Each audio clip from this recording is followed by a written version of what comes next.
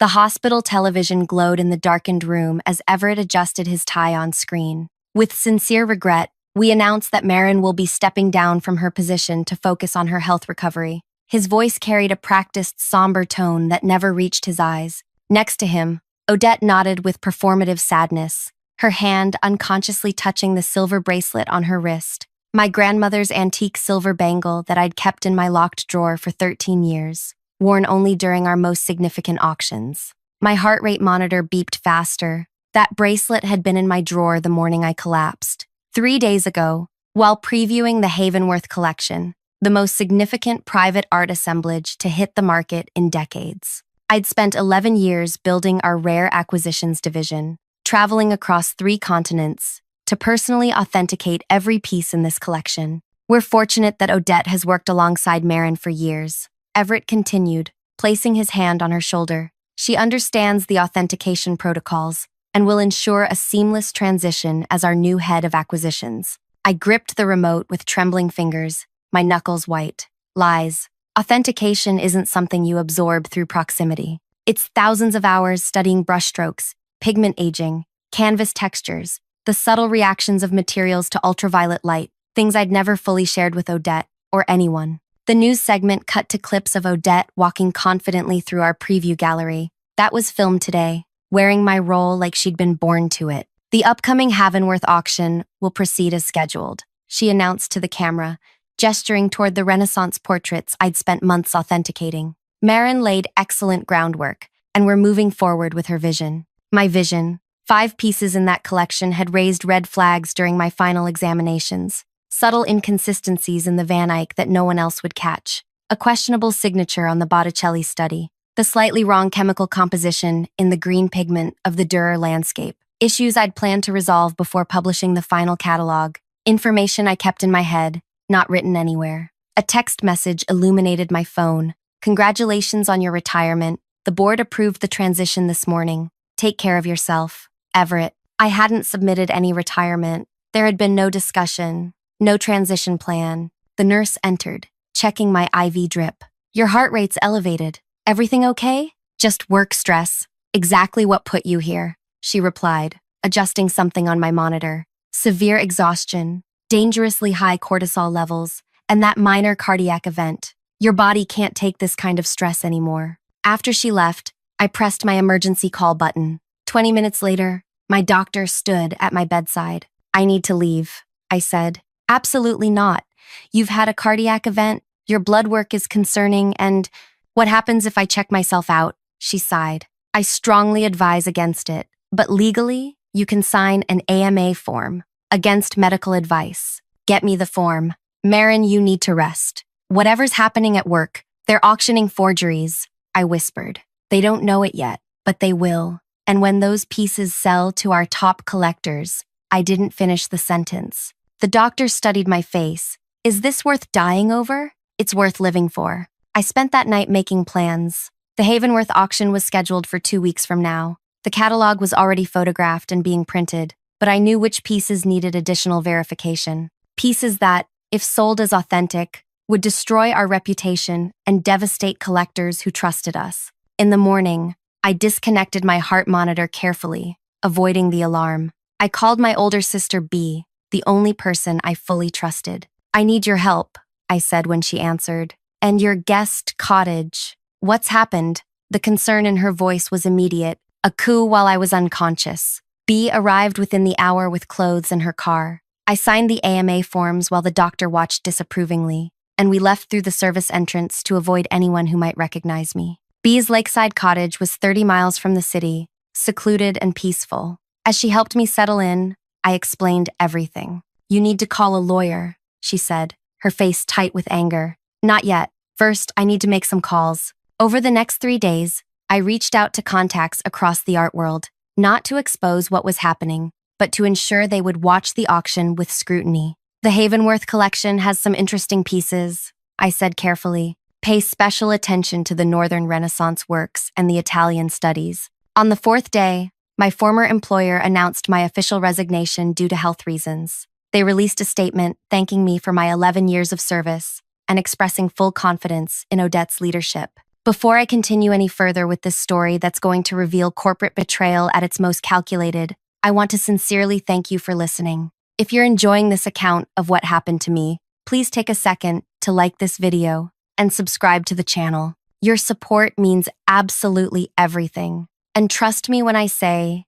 the vindication that's coming is something you won't want to miss. The comments section is also where I'll be answering questions about the art world and how I ultimately handled this situation. My name is Maren Lansky. Before my world imploded, I was considered one of the top 5 art authentication experts in North America. I built my reputation through an obsessive attention to detail that bordered on the pathological, while others relied increasingly on technical analysis. I maintained that the human eye, properly trained, could detect inconsistencies that machines missed. I grew up surrounded by art. My mother restored paintings for a small museum, and I spent my childhood watching her work, learning how masters constructed their pieces layer by layer. By 16, I could spot a fraudulent signature by the hesitation in the brushwork. By 25, I'd written 2 definitive papers on pigment aging patterns in 17th century Dutch works. Odette joined my team 5 years ago.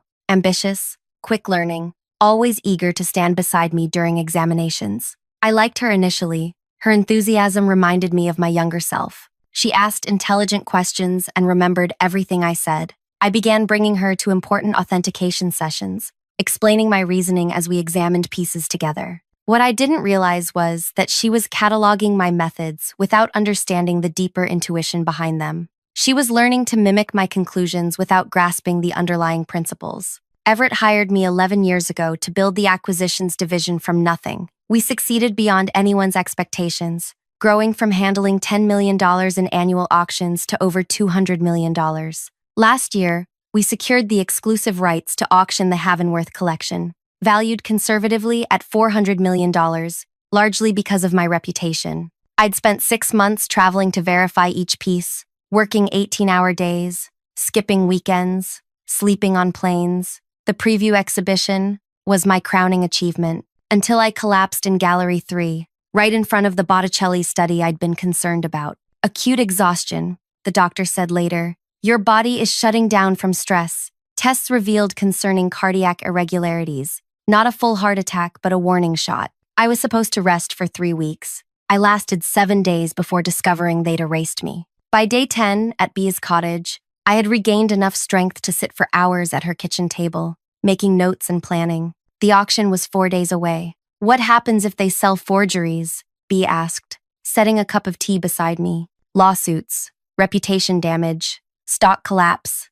I replied. The company has survived for 126 years on trust. Once collectors believe we can't authenticate properly, everything falls apart. And that helps you how? I looked up at my sister. This isn't about revenge. It's about preserving what I built. Is it? She challenged. Because from where I'm sitting, it looks like you're watching a train wreck in slow motion with no intention of stopping it. Her words stung because they contained truth. Part of me wanted to watch them fail without me, to prove my value through their catastrophic error. I tried warning them, I said quietly. I called Everett yesterday and told him there were pieces that needed final verification. He said Odette had already completed all outstanding examinations. And she doesn't know what to look for. She doesn't have the training to spot the inconsistencies in these particular works. So, call the board directly. I shook my head. Everett would claim I'm being vindictive, that I'm trying to undermine Odette because I'm bitter about being replaced. Aren't you? Of course I am. My voice rose despite my intention to stay calm. 11 years building something extraordinary, and they discarded me the moment I showed weakness. Bee pulled out a chair and sat across from me. Then, what's your actual plan here? I stared at my notes, at the list of questionable pieces and their specific issues, at the names of collectors who would likely bid on them. The auction happens, I said finally. The pieces sell. The truth emerges naturally when new owners have their purchases examined by other experts. The company faces consequences. And then what? And then I decide whether to salvage what's left or watch it burn. The morning of the auction, I felt strangely calm. I watched the live stream from Bee's cottage, noting which collectors purchased which pieces. The 5 questionable works sold for a combined $78 million. I recognized most of the buyers, serious collectors with their own authentication resources. It took exactly 16 days for the first scandal to erupt. Konrad Reisman, one of the most respected collectors in Europe, was the first to discover the truth. He'd purchased the questionable Van Eyck for $22 million and, as was his custom, had it examined by his personal authentication team before adding it to his collection. His irate call to our auction house sent shockwaves through the industry. "This is categorically not authentic," he thundered during the emergency board meeting that was broadcast via conference call to all department heads. I listened in through a former colleague's secret phone connection. "The underpainting techniques are wrong. The aging patterns in the varnish are inconsistent. This is a sophisticated modern forgery." Within hours, 2 additional collectors came forward with similar claims. The Botticelli study I'd been concerned about was determined to have a forged signature. The Dürer landscape showed pigments that didn't exist until the 1800s. The company's stock plummeted 43% in a single trading day. Online art publications ran headlines questioning our authentication protocols. Clients began withdrawing consignments for upcoming auctions. 11 years of meticulous reputation building collapsed in hours. The day after the scandal broke, I received a call from Henrik, the board chairman, on my personal number. "Marin, we need to speak with you urgently." His voice carried none of its usual confidence. "I'm recovering from a health crisis, Henrik. Doctor's orders to avoid stress. This is about the Havenworth authentication issues. We need your expertise." I allowed a long pause. "You mean the expertise you decided to replace with Odette's?" He cleared his throat. "There's been a misunderstanding about your departure." "Has there? Because the last time I checked, being unconscious in a hospital bed isn't the same as submitting a resignation letter. Everett may have accelerated the transition inappropriately. The board had no knowledge.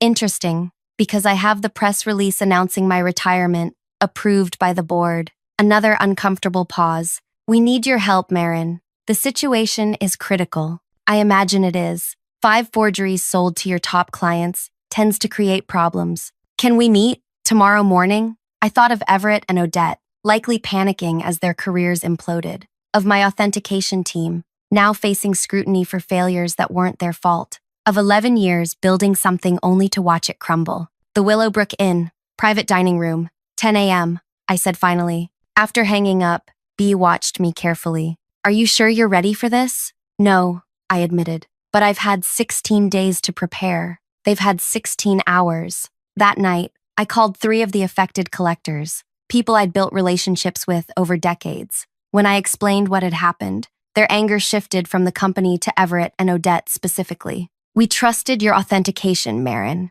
said Eliza Barden, who had purchased the forged Botticelli. "Not the institution's. Yours. Will you come to the meeting tomorrow?" I asked each of them. All 3 agreed immediately. I arrived at the Willowbrook Inn 20 minutes early, wearing my most conservative suit, hair pulled back severely, face carefully made up to hide my lingering exhaustion. The private dining room overlooked a small garden where spring flowers were just beginning to bloom. Henrik arrived 5 minutes later, looking haggard, alongside 2 board members I recognized. The shock on their faces when they saw Eliza Barden, Konrad Reisman, and Wei Ling already seated at the table was precisely what I'd hoped for. "What is this?" Henrik asked, stopping abruptly. "These are the people who purchased forgeries from your auction," I said calmly. I thought they should be part of our conversation. The board members exchanged glances. They had clearly expected to find me desperate and willing to help clean up their mess. Instead, they found me composed and flanked by 3 of the most influential collectors in the world. "Please, sit," I gestured to the empty chairs. For the next 40 minutes, I explained exactly what had happened, how I'd identified the questionable pieces but hadn't completed final verifications before my collapse, how my notes were mental, not written, as was my standard practice for final authentication, how Odette had claimed expertise she didn't possess. These forgeries would never have reached the auction block under my supervision, I concluded. "The question now is what you plan to do about it." Henrik shifted uncomfortably. "We've initiated refunds for the affected pieces." "That's the bare minimum legal requirement," Conrad interrupted. "What about your authentication protocols going forward?" "We're reviewing our procedures." "With whom?" Wei Ling asked sharply. "The same people who let this happen?" The tension in the room was thick enough to touch. Henrik's phone buzzed repeatedly, but he ignored it, maintaining eye contact with me. "What do you suggest, Marin?" he finally asked. Before I could answer, the door opened. Everett strode in, his usual confidence visibly shaken when he saw the group assembled. "You weren't invited to this meeting," Henrik said coldly. "I'm the director of acquisitions. This falls under my—" "Sit down, Everett," I said quietly. To my mild surprise, he did. His eyes darted between me and the collectors, calculating his position. "Were you aware of Marin's concerns about these pieces?" Eliza asked him directly. She left no notes indicating. "That wasn't my question," Eliza cut in. "Did she express concerns about these pieces before her hospitalization?" Everett hesitated too long. "We discussed several pieces that needed additional examination, and yet you allowed the auction to proceed without completing those examinations," Conrad stated. Odette assured me she had addressed all outstanding concerns. Everett replied, a hint of defensiveness creeping into his voice. "The same Odette who had never authenticated a major piece independently?" I asked. The room fell silent. Henrik finally broke it. "What will it take to fix this, Marin?" I'd been waiting for this question. "I'll return under 3 conditions. First, I take over as division head, with expanded authority. Second, Everett and Odette remain employed, reporting directly to me.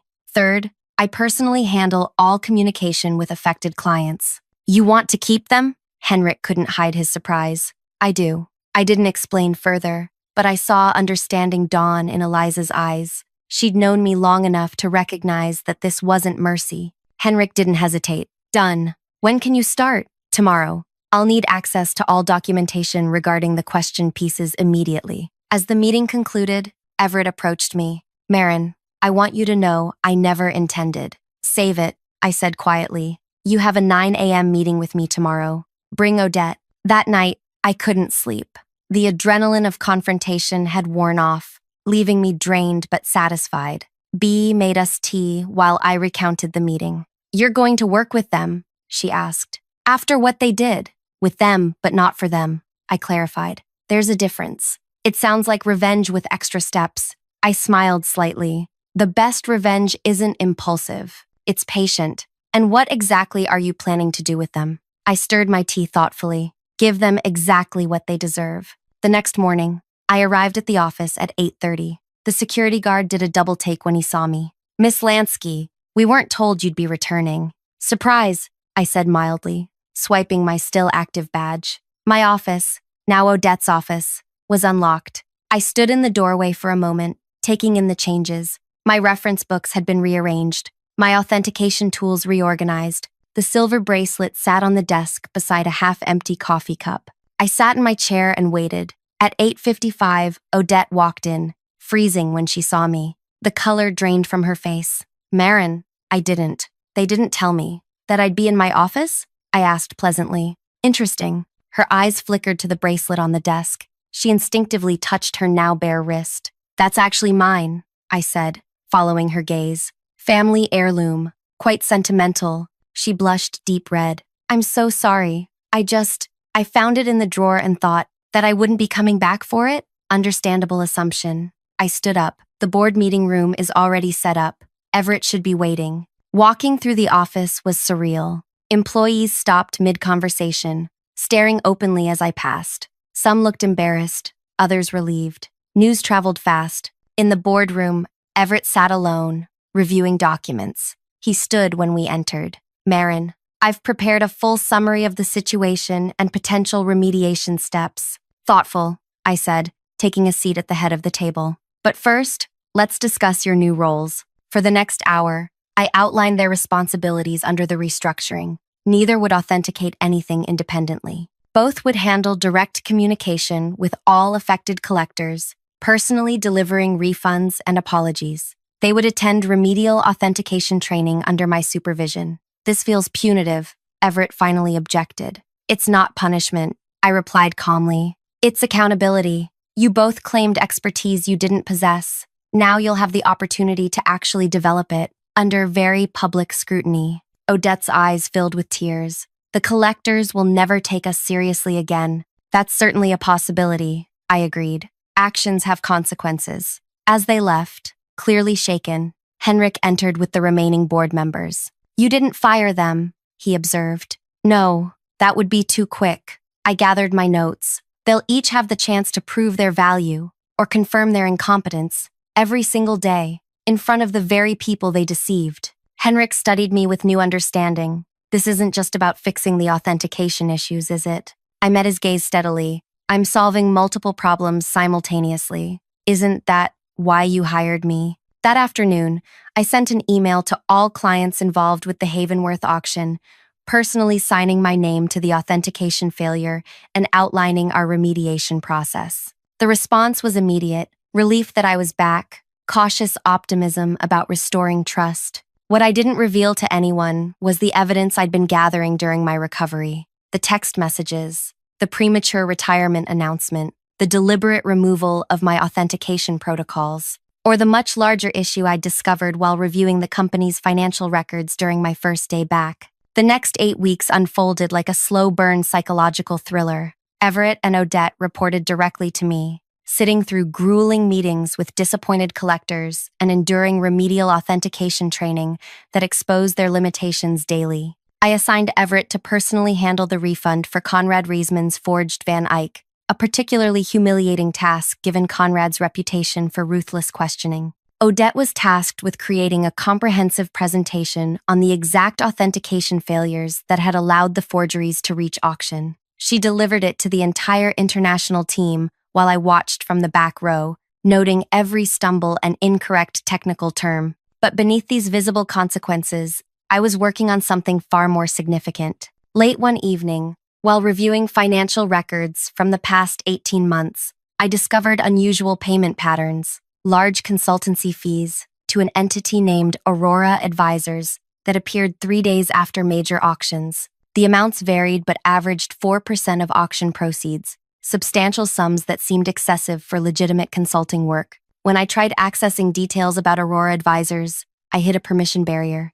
"You don't have clearance for those records," explained Denise from accounting when I called her. "Only Everett and the CFO can access that vendor's complete profile." "That's interesting," I said, "considering I sign off on all authentication consulting expenses. This isn't categorized under authentication. It's under strategic advisory services." I thanked her and hung up, my suspicions deepening. That night, I called Henrik at home. "I need complete access to all financial records," I said, without preamble. "That's not typically given to division heads," he replied carefully. "I'm not a typical division head, and these aren't typical circumstances." His hesitation was brief but noticeable. "I'll have IT adjust your permissions in the morning." With expanded access, the picture became clearer. Aurora Advisors had received over $14 million in the past 2 years. Their invoices were vague: strategic collection assessment and market positioning guidance. No deliverables were ever attached. I searched business registries for Aurora Advisors and found it had been incorporated in the Cayman Islands 18 months ago. The listed directors included a name I didn't recognize: Vivian Mercier. The next morning, I casually asked Odette about her family during our daily review meeting. "Your mother's name is Vivian, right?" I said between authentication discussions. The slight widening of her eyes told me everything. "Yes. How did you know that?" "I believe we met at the holiday party years ago. Vivian Mercier, correct?" Her face paled slightly. "Yes, that's right." Later that day, I requested a private meeting with Henrik and 2 board members I trusted. In the small conference room, I laid out what I'd found so far. Aurora Advisors appears to be receiving substantial consulting fees with no clear deliverables, I explained. The company was incorporated 18 months ago in the Cayman Islands, and I have reason to believe it's connected to Odette through her mother. Henrik's expression hardened. "That's a serious allegation." "It's not an allegation yet," I clarified. "It's an observation that warrants investigation." "What exactly are you suggesting?" asked Veronica, the most senior board member. "I'm suggesting we bring in an independent auditor to examine these payments." Quietly, they agreed, though Henrik seemed reluctant. I chose the auditing firm personally, a boutique operation known for discretion and thoroughness. Within 3 weeks, they delivered their preliminary findings. Aurora Advisors was indeed owned by Vivian Mercier, Odette's mother. The company had no employees, no office, and no apparent expertise in art or auctions. The millions flowing into its accounts were largely moved offshore immediately after receipt. But the true revelation came from examining the timing of the payments against our auction records. Every major payment to Aurora coincided precisely with auctions featuring pieces authenticated by Everett personally,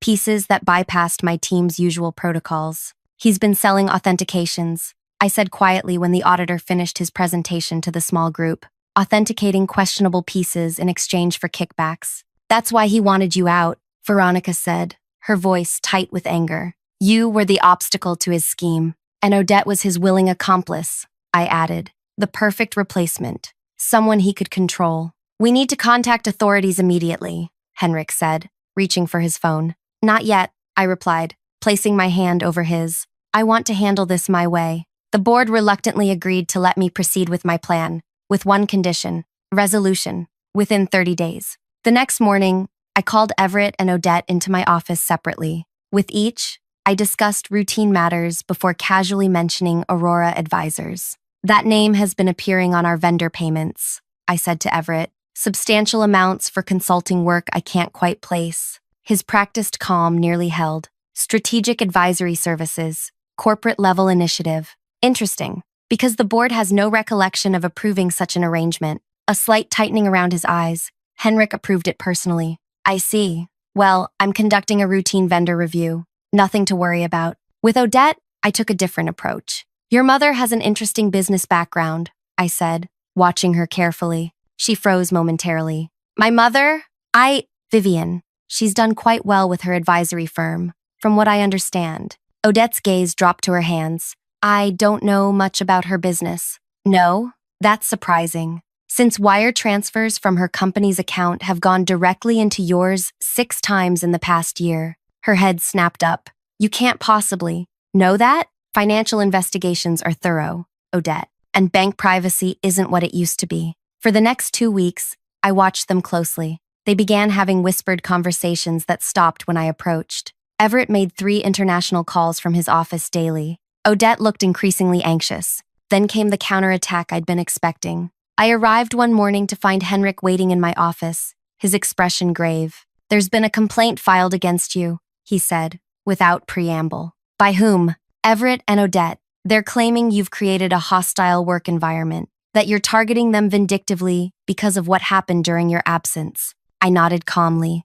"And what does the board think?" "The board is concerned. Your return has stabilized client relationships, but these allegations could create new problems." "I see. Have they provided any evidence of this harassment?" "They claim you've assigned them impossible tasks designed to humiliate them professionally, that you've made veiled threats regarding their futures." I smiled slightly. "Interesting interpretation of accountability. This isn't a joke, Marin. They're threatening legal action." "Let them," I replied. "Discovery works both ways." The next day, I received a formal notice requesting my presence at a special board meeting to address the complaints. The date was set for exactly 1 week later. My 30-day window was closing fast. That evening, I called a contact at the National Financial Crimes Unit. "I need some guidance," I said carefully, hypothetically speaking. "I don't do hypotheticals, Marin. You know that." "Fine. I've uncovered what appears to be a sophisticated fraud scheme involving authenticated art,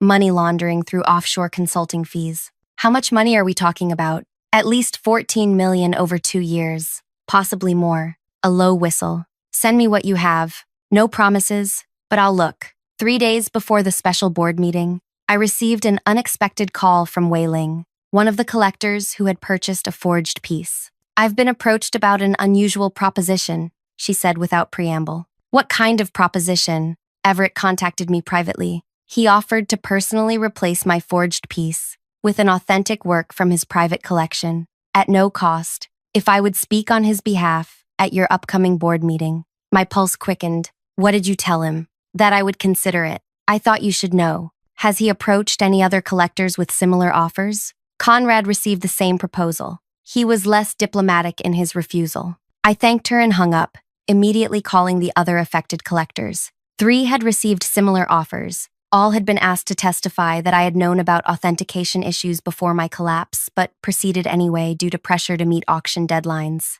They were trying to flip the narrative, to make me the villain of this story. The morning of the board meeting arrived with a sense of foreboding. I dressed carefully, choosing a dark gray suit that projected seriousness without intimidation. As I rode the elevator to the executive floor, I received a text from my contact at the Financial Crimes Unit. Green light. Standing by. The boardroom was arranged like a tribunal. Henrik at the center, Everett and Odette to one side with their legal counsel, empty chairs for me, and my non-existent representation on the other. Before we begin, Henrik said as I took my seat, I want to be clear that this is not a formal hearing. We're simply addressing concerns that have been raised about the current working environment. Of course, I replied pleasantly, though I'm curious why outside counsel is present for an informal discussion. Everett's lawyer leaned forward. My clients have serious concerns about retaliatory behavior and the potential for financial harm to their careers. Interesting perspective, I said, opening my laptop. May I present some information relevant to this discussion? We're here to discuss your behavior, Marin, Everett cut in, not to review company operations. Oh, but the two are inseparable,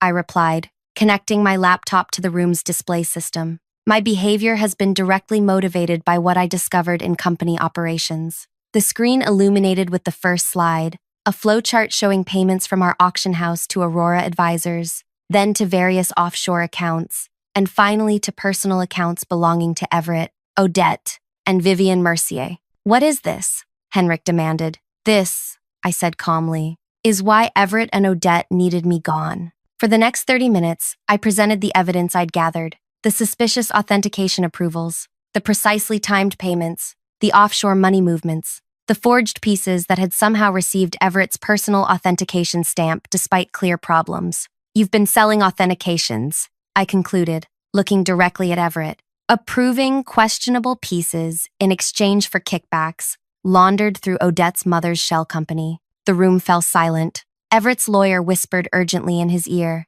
These are baseless accusations, Everett finally said, his voice strained. You've fabricated connections between unrelated business matters. Have I? I clicked to the final slide, a formal investigation notice from the National Financial Crimes Unit dated that morning. The authorities disagree. The doors opened, and 3 federal agents entered, accompanied by Veronica. Everett Klein and Odette Mercier, the lead agent said. We have some questions about Aurora Advisors and certain financial transactions. What followed was precisely the public humiliation they had tried to inflict on me. Everett and Odette were escorted from the building while employees watched from doorways and hallways. Their offices were sealed with evidence tape. Their computers confiscated. In the aftermath, Henrik approached me, his expression a mix of admiration and wariness. You orchestrated this perfectly, he said quietly. No, I corrected him. They orchestrated it themselves. I simply waited for the right moment to expose it.